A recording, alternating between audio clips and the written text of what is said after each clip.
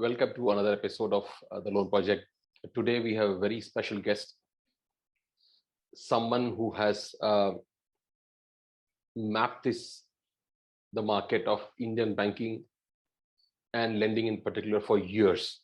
He's very well known face in the industry, and I thought getting his perspective on both lending as well as borrowing could be useful for our viewers.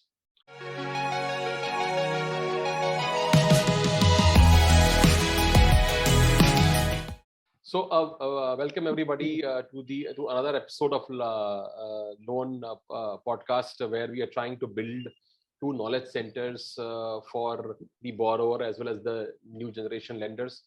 We have a very special guest tonight. That we have Mr. Tamal Bandyopadhyay, who is a senior journalist and columnist with Business Standard, and has spent years in mapping Indian banking and how it has grown and evolved.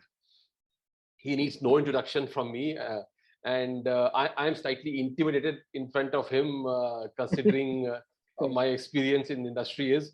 But being a good sales guy, I will not show my true colors. So I will leave it to Tamal sir to give us his take on how he sees the industry going forward. So let's come to the let's put it into two parts. One is the banking, how it's evolving, and one is lending. Now, as far as banking is concerned, I think this is a sort of what we are seeing now. What I say, it's a sort of existential crisis for the banking industry at this point of time, because what is happening is the two headwinds are one is the market disintermediation, and second is of course digitalization. Now you look, and of course there is yet another thing which is added to it, or sort of creating it, is the massive splurge of liquidity. Now you look at this, a bank, even the best managed banks, I'm not going to name any bank, Right, but even the best managed bank at this point of time would not have cost of money less than 4%. It's about 4%, because you're offering 2.75 for savings bank. Many of the banks are offering and all. Correct. So, and then total is about 4%. And then there is a cost of SLR and CRR, and there is a cost of priority sector lending. Correct. Because not because priority sector lendings are cheap per se, but most of them are not being able to fulfill the target of priority sector. Correct. So in that sense, you need to buy others' assets, Correct. or you need to put your money at a sort of negative carry with NABARD, etc. Correct. So those are the cost, and then you have your fixed cost, which is basically the wages and branch and technology. Another 2%, at least. Correct. Right.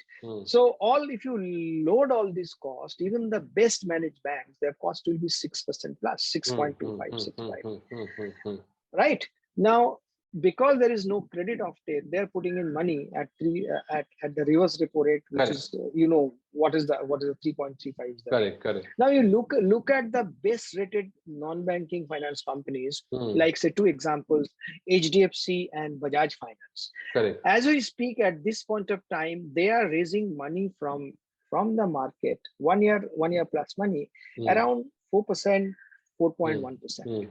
You see, their fixed cost is around 50 basis point.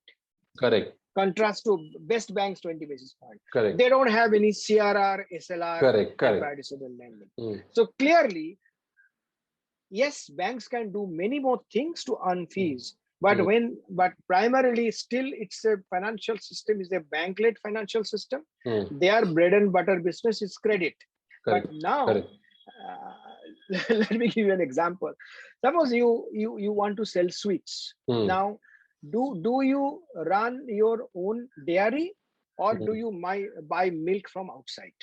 Banks are running their own dairy, because they are making sweets and selling it, but they are running their own dairy because there's a processing cost. Correct. While the best rated NBFCs are buying milk from the market and making the sweets, and so they are able to price the sweets in the right kind of way, and they can have more buyers. So that's the That's what the market is doing to bank. That's the disintermediation part. Second, I come to how the technology is changing. You know, Aditya Puri, which is the longest serving CEO of a bank, I think probably anywhere of the world of that size. Correct. 25 years. Yes. Now, about 2 years back, he did say, and I was there. Actually, it was my book launch. He was in Singapore. Okay. One question was this: do you feel threatened that the bankers will be dinosaurs and tech guys will take over? He asked.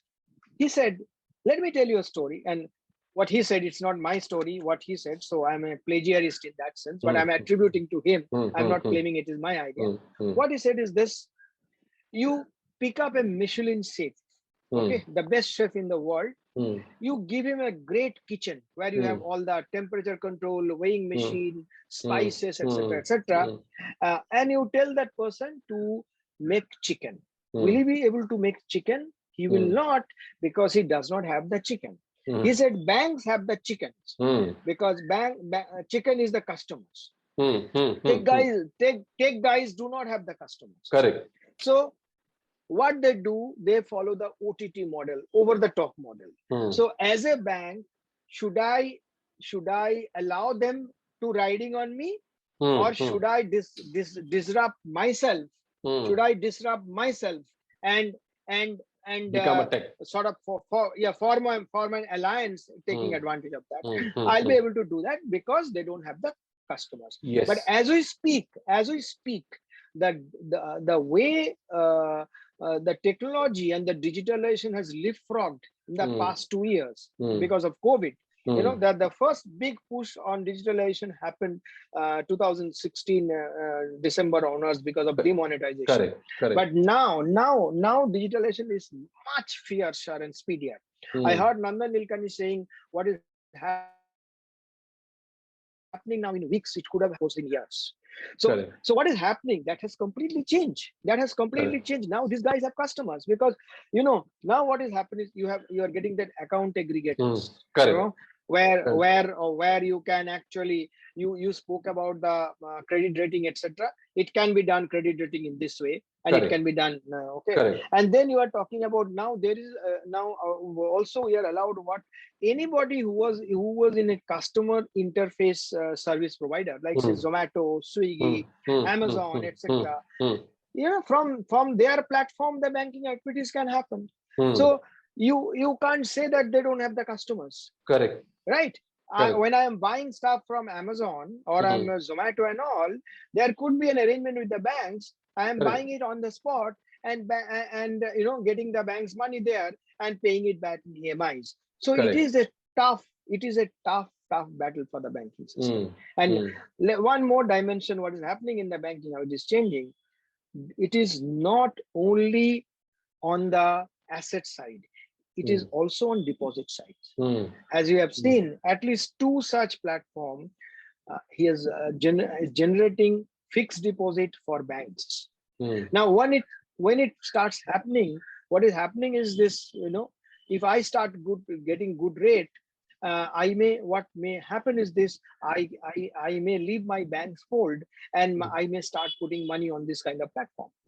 And will it lead to financial sector instability? Because you are selling, these platforms are welcome to sell, or they are selling say insurance products or those kind of other investment products. But bank deposits now, if they start selling in a much bigger way, maybe you will find that certain banks who do not have that kind of bandwidth actually now are left high and dry, and this kind of deposits only getting generated on the platform. So to cut a long story short, I see there's a sort of existential crisis for the banks. They need to change themselves. They need to reinvent themselves. Now, you are talking about the loan market.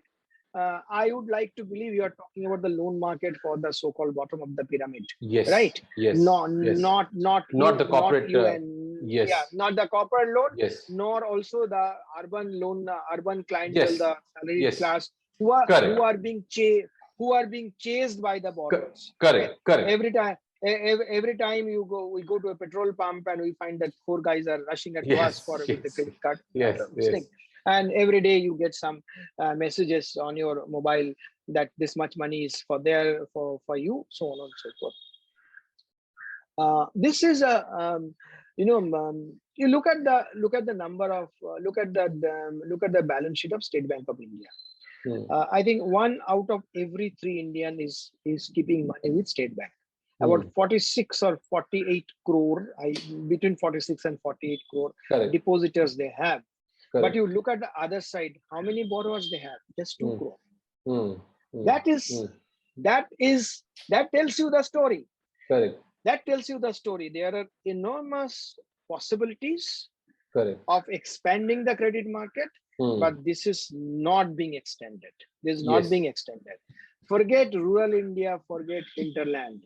Even in metros, even I'm speaking from Mumbai, is it easy for our driver, for our maid, for our cook, for our gardeners, those who can afford to have, I don't have a gardener, to get loans from banks? No, it's not. It's Correct. not. So it is everybody talks about that, the demography and the enormous possibility of the credit market. And believe you me, I don't think we have been able to translate even 10% of the opportunities into business.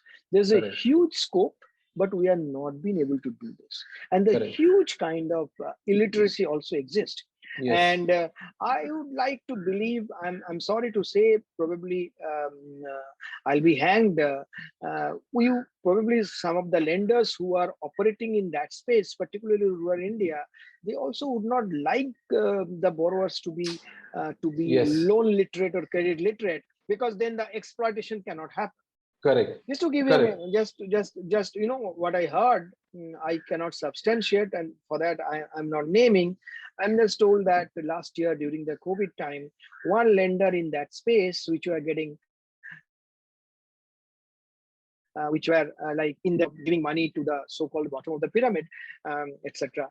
And when it found that there were no collection issues, those borrowers are not paying back, what happened? This particular entity gave more money to them without their knowledge. So suddenly they found that more money had come. And what happened is this: so you give 100 rupee extra, out of which 30 rupees you adjust against the